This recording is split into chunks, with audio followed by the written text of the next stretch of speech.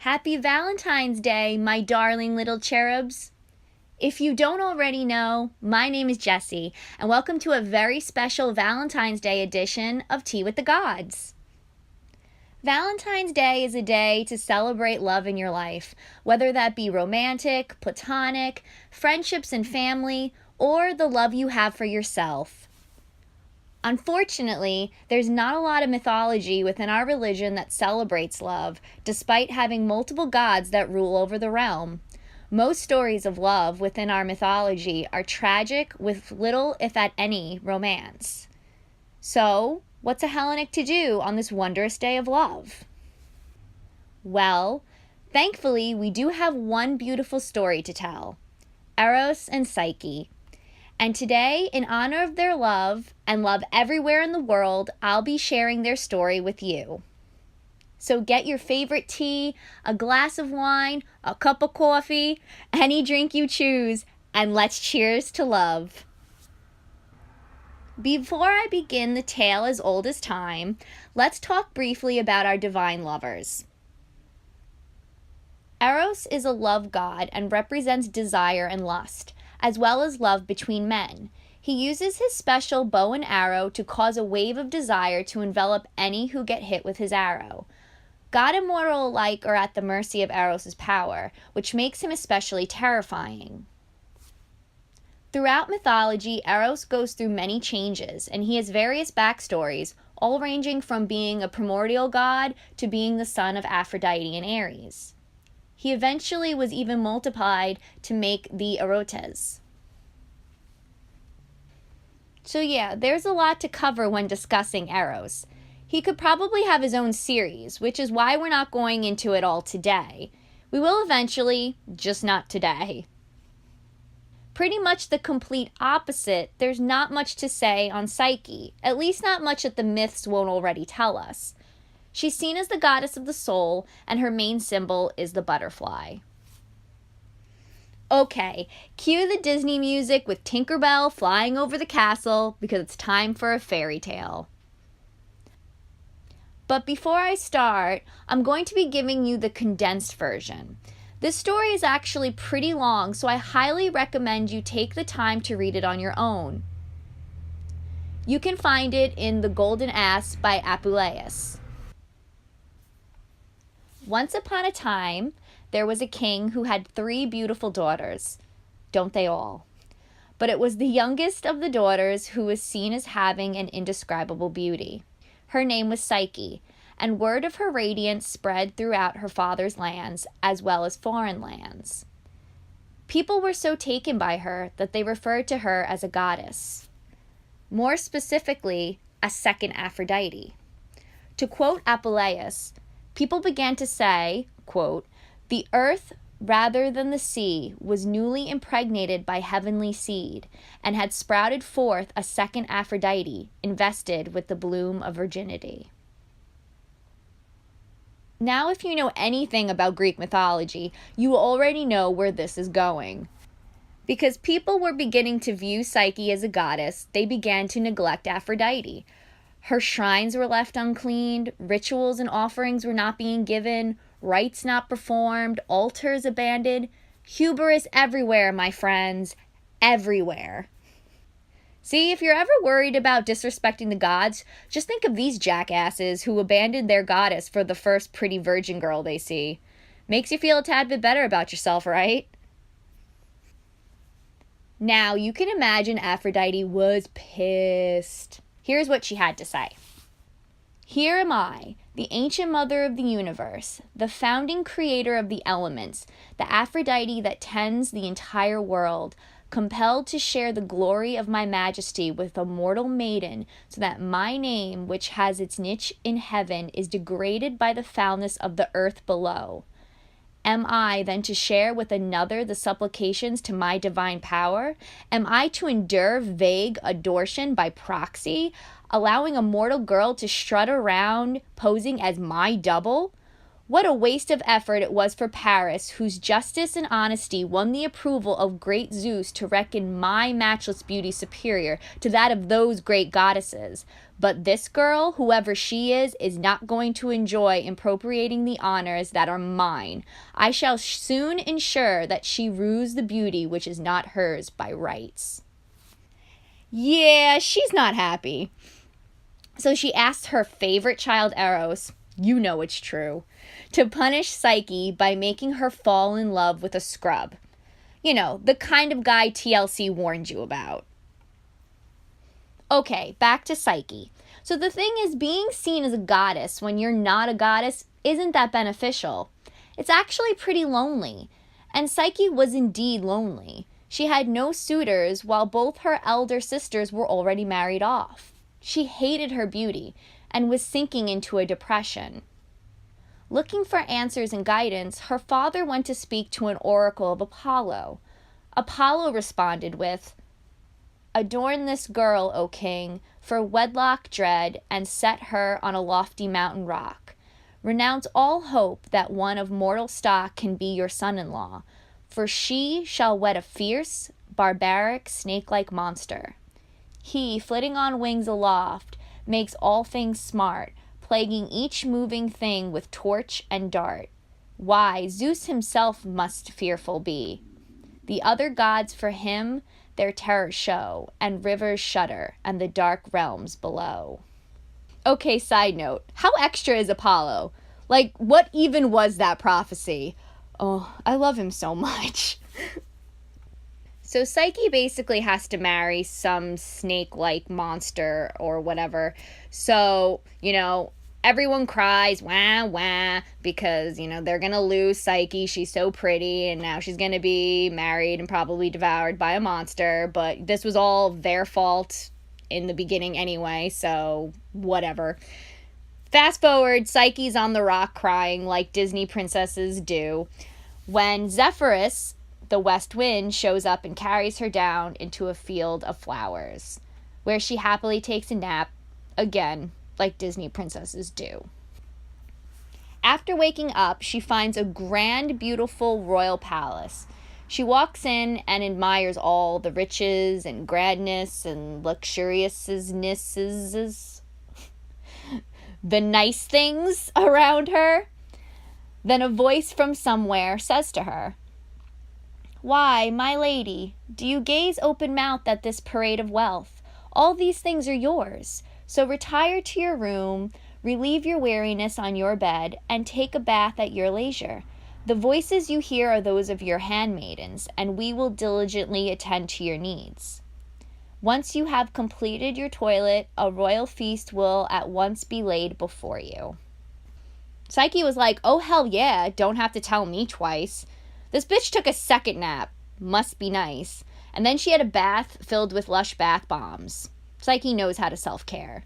Then she ate delicious food, drank amazing wine, living the life that I want to live. Then night came, and her new husband did the do. They had sex. Later on, Psyche's husband sensed danger approaching for his wife. So one night he warned her, "Sweetest Psyche, fond wife that you are, Fortuna grows more savage and threatens you with mortal danger. I charge you, show greater circumspection. Your sisters are worried at the rumor that you are dead, and presently they will come to this rock to search for traces of you. Should you chance to hear their cries of grief, you are not to respond, or even to set eyes on them. Otherwise, you will cause me the most painful affliction, and bring utter destruction on yourself." Psyche agreed to her husband's demands, but wasn't happy about it. She whined and wept and sulked and was just miserable, because she wanted to see her sisters. When her husband came to see her that night, he embraced her and was like, "Babe, seriously, why are you crying? Your sisters suck." Okay, but no, this one is my favorite part. This is what Psyche did to get her way. Quote, "She pressed seductive kisses on him, whispered honey words, and snuggled close to soften him. She added endearments to her charms. Oh, my honey sweet, darling husband, light of your Psyche's life." That right there shows that humans have not changed. We still do shit like that to get what we want in our relationships. He, of course, gave in to her sweet words and kisses because they always do. So when Psyche's sisters went to the rock to mourn and grieve her, Psyche summoned Zephyrus to bring her sisters to her. The sisters, of course, are not only shocked that Psyche was alive, but that she was #winning. Does anyone even say that anymore? Ugh, I'm so old. They began asking her questions about her husband, but Psyche didn't want to give much away about him, so she ended up making up a story about him being a young hunter who spends his days out hunting. And she didn't want the conversation to continue because she was worried that she might have a slip of the tongue and say more than she should. So she kind of threw a bunch of jewels at them and summoned Zephyrus to take them back home. Now her sisters, after seeing how Psyche was living, were pretty jelly. I want to read you what they said just so you can get an idea of how awful these two are. So the first sister says, "Fortuna, how blind and harsh and unjust you are. Was it your pleasure that we, daughters of the same parents, should endure so different a fate? Here we are, her elder sisters, nothing better than maidservants to foreign husbands, banished from home and even from our native land, living like exiles far from our parents, while Psyche, the youngest and last offspring of our mother's weary womb, has obtained all this wealth, and a god for a husband. She has not even a notion of how to enjoy such abundant blessings. Did you notice, sister, the quantity and quality of the precious stones lying in the house, the gleaming garments, the sparkling jewels, the gold lying beneath our feet and all over the house? If she has as handsome a husband as she claims, no woman living in the whole world is more blessed. Perhaps as their intimacy continues and their love grows stronger, her god husband will make her divine as well. That's how things are. Mark my words. She was putting on such airs and graces. She's now so high and mighty, behaving like a goddess, with those voices serving her needs, and winds obeying her commands.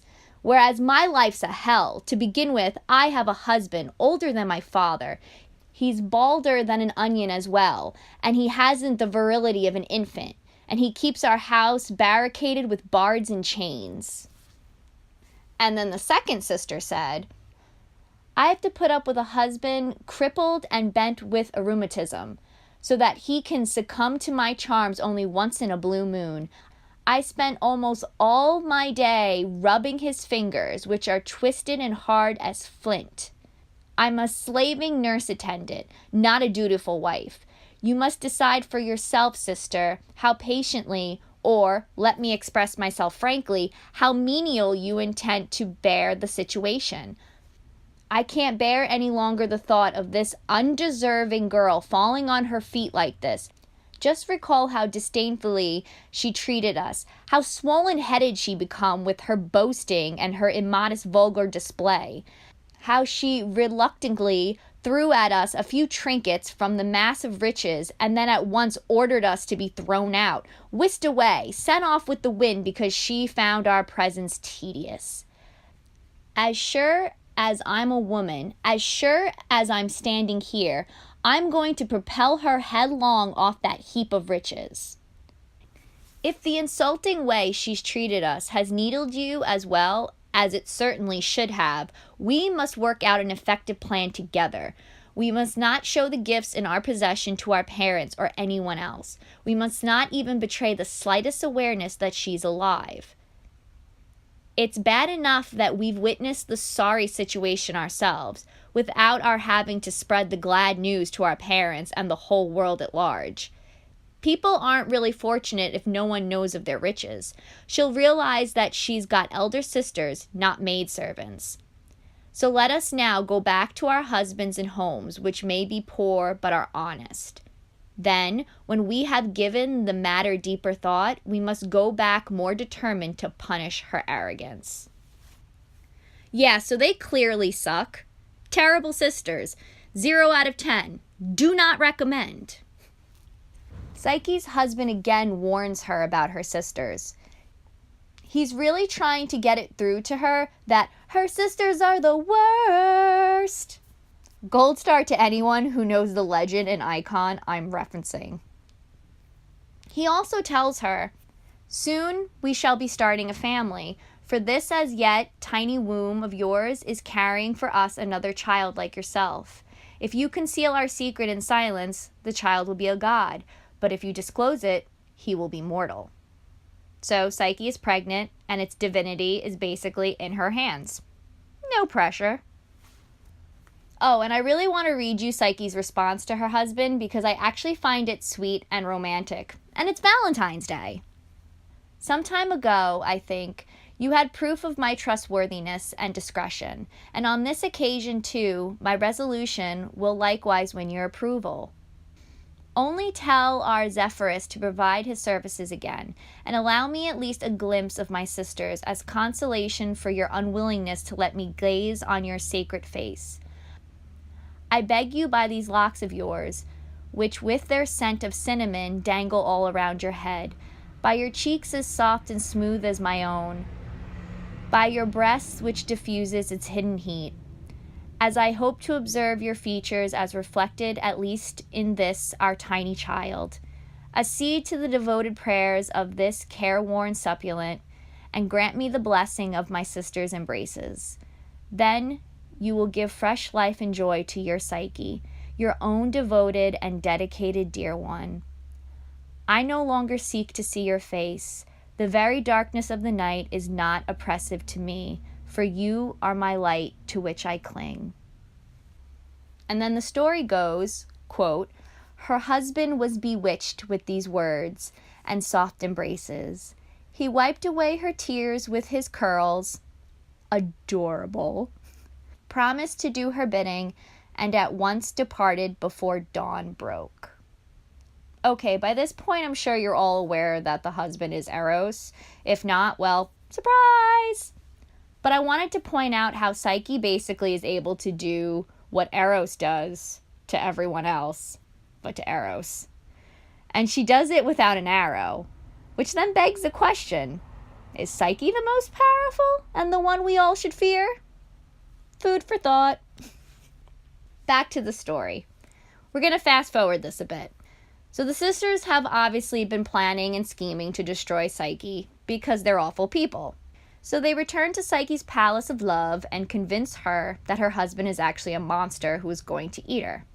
They tell her she needs to kill him in order to save herself, and they proceed to give her instructions on how to do it. So that night, Psyche waits until her husband is in a deep slumber. He takes the lamp and holds it up to her sleeping husband and is gagged by what she sees. The figure lying next to her is no monster, but the most beautiful young man she has ever seen. Somewhere Apollo just spat out his drink. Between his beauty that could only come from Aphrodite and his magnificent wings, she knew who he was. Her husband was Eros, god of desire. Thanks to the pining, the shock, the sheer drama of it all, Psyche accidentally spills a drop of oil onto Eros' shoulder, which wakes him up.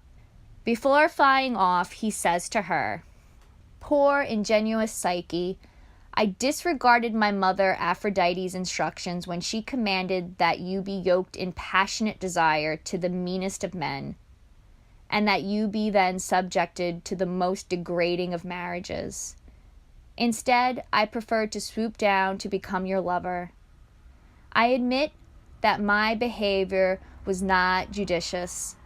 I, the famed archer, wounded myself with my own weapon and made you my wife, and also that you should regard me as a wild beast and cut off my head with the steel and with it the eyes that dote on you.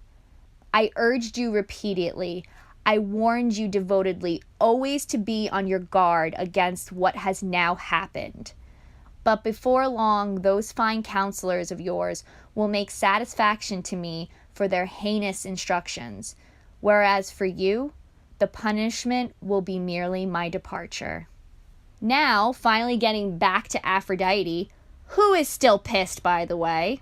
Yeah, she spends the majority of this story pissed, But oh my God, it's worth it because no one throws insults like Aphrodite on the warpath. Let me give you a taste of how she reacts when she finds out what Eros has done. This is a fine state of affairs, just what one would expect from a child of mine, from a decent man like you. First of all, you trampled underfoot the instructions of your mother, or should I say your employer, and you refused to humble my personal enemy with a vile love liaison. And then, mark you, a mere boy of tender years, you hugged her close in your wanton, stuntin' embraces? You wanted me to have to cope with my enemy as a daughter-in-law? You take too much for granted, you good-for-nothing, loathsome seducer. You think of yourself as my only noble heir, and you imagine that I'm too old to bear another? Just realize that I'll get another son, one far better than you. In fact, I'll rub your nose in it further. I'll adopt one of my young slaves and make him a present of these wings and torches of yours, the bow and the arrows, and all the rest of my paraphernalia which I did not entrust to you to be misused like this. Way harsh, Ty. Seriously, Aphrodite's overly dramatic, really mean guilt trip alone makes this myth worth a read. It's pure art. Oh, and while this happens, both of Psyche's sisters plummet to their deaths because they're dumb, greedy bitches, so at least something good has happened so far in this story. So eventually Aphrodite and Psyche meet. And Aphrodite is basically the monster-in-law of every wife's nightmare. In order to prove herself, Aphrodite demands Psyche fulfill specific tasks. You are such an ugly maidservant that I think the only way you win your lovers is by devoted attendance.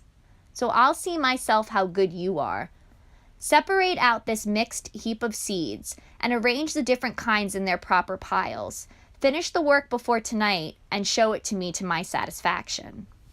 Aphrodite leaves Psyche to sort a giant pile of mixed seeds overnight, a task very much impossible for one girl. Thankfully, a group of kind ants took pity on her and helped her sort all the grain by the time Aphrodite returned. It goes without saying that Aphrodite was not too pleased to see that the task she was sure the girl would fail was actually completed. So, Aphrodite gives Psyche a second task. Do you see the grove there, flanked by the river which flows by it, its banks extending into the distance and its low-lying bushes abutting on the stream? There are sheep in it wandering and grazing unguarded. Their fleeces sprout with the glory of pure gold. I order you to go there at once, and somehow or other obtain and bring back to me a tuft of wool from the precious fleece. Seems easy enough, right? Just gotta get some wool from some sheep. So what's the catch? Well, apparently these sheep are, quote-unquote, ferocious and, quote-unquote, fearsome at a certain time of the day. Yes, you heard that right. Ferocious sheep. It reminds me of that scene in Monty Python and the Holy Grail with the rabbits. If you haven't seen it, you gotta. It was a reed by the river that told her about the deadly sheep and recommended instead to wait until she can collect the fleece left behind in the bushes. So that's what Psyche does, and another trial gets completed, and Aphrodite is just not having it. I know quite well that this too is the work of the adulterer, but no, I shall try you out in earnest, to see if you are indeed endowed with brave spirit and unique circumspection. Do you see the lofty mountain peak, perched above a dizzily high cliff, from where the livid waters of a dark spring come tumbling down, and when enclosed in the basin of the neighboring valley, water the marshes of the Styx? I want you to hurry and bring me back in this small jug some icy water drawn from the stream's highest point, where it gushes out from within. Not only was navigating the cliff to get to the water treacherous, but there were snakes on guard, and the water apparently could talk. Kinda weird. And it used its power of speech to be so negative and so unsupportive that people just give up and go home. Kind of brilliant, actually.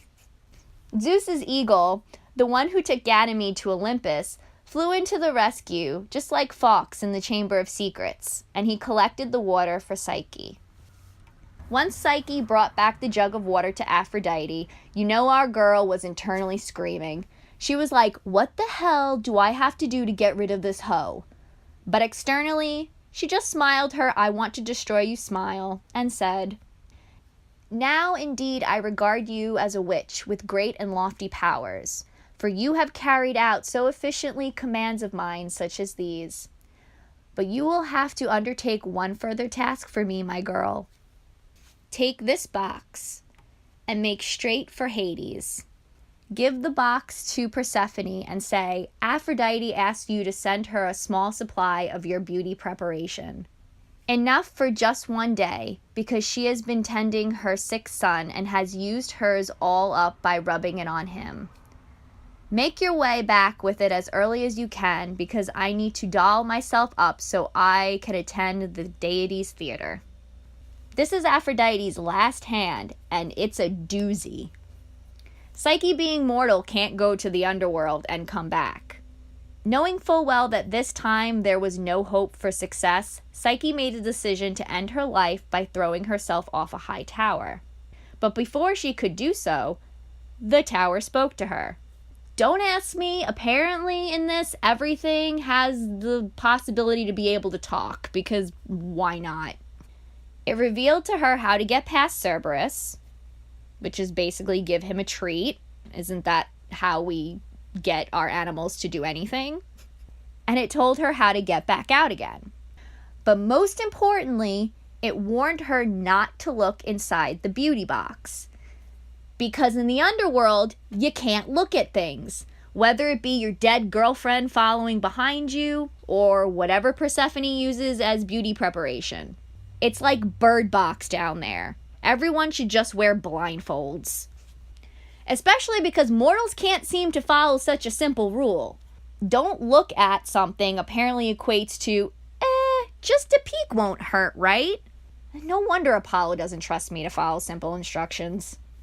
So, Psyche looks inside the box because, of course, why wouldn't she? Since she was told not to by a tower. And she falls into a deep sleep as if she pricked her finger on a spinning wheel because she was cursed by a witch who was mad she wasn't invited to a party. Eros can't bear being away from his dear Psyche, so he finds her in her death-like sleep, and instead of being a rash idiot like some people, Romeo, he prays to Zeus for help. Zeus, being a true believer in love and a helpless romantic, that's the joke, by the way. That is the joke. Not only wakes Psyche from her sleep, but also grants her immortality.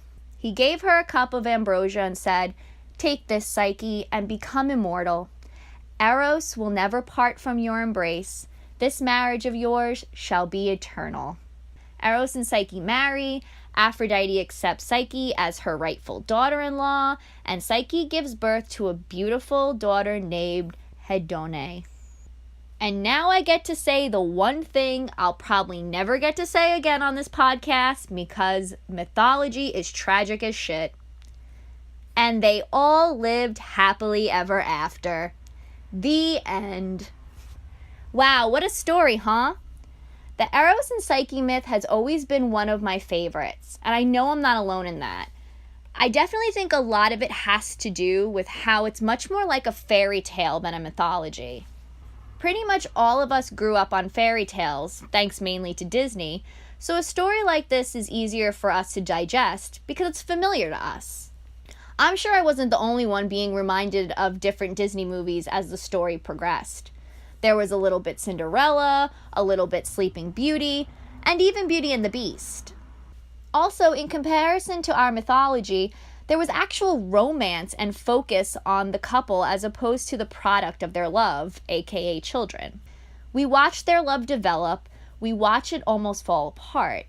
We watch it be put through trials, we watch them sacrifice for it, and we watched them endure.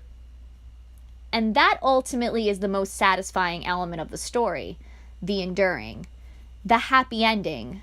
I mean, come on, when do we ever get a real happy ending like this in our mythology, especially for women? I'd say the only other one would be Persephone and Hades, since Persephone gets to be a motherfucking queen, and that's satisfying as shit. So yeah, it's nice to actually see a woman get the happy ending she deserves, especially after being punished continuously over shit that wasn't even her fault. It's a breath of fresh air, which is sad to say, but it's true. And it's why I enjoy this myth so much, and also why Eros and Psyche are one of my favorite divine couples. I hope you enjoyed this very special episode.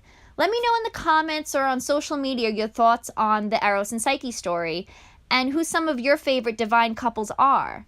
You can find me across multiple platforms, Tumblr and Instagram, both under the Pastel Priestess, and Twitter under Tea with the Gods. Thank you so much for allowing me to spend some of this magical holiday with you.